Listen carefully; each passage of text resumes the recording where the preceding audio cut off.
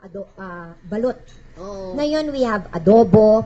In fact, when we attended the ITB Berlin nung first week of March, that's the biggest trade show in the world, we had no less than Asia's best female chef, Margarita Flores.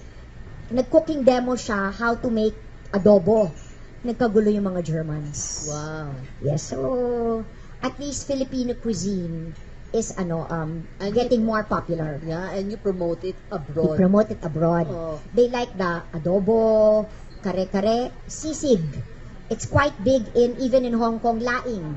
It's Laing. quite big. In Bicol yun. Yes, it's quite big in And they like our, we have an adlay. It's a grain, which is an alternative to rice, which comes from Mindanao, either in Bukidnon or Zamboanga.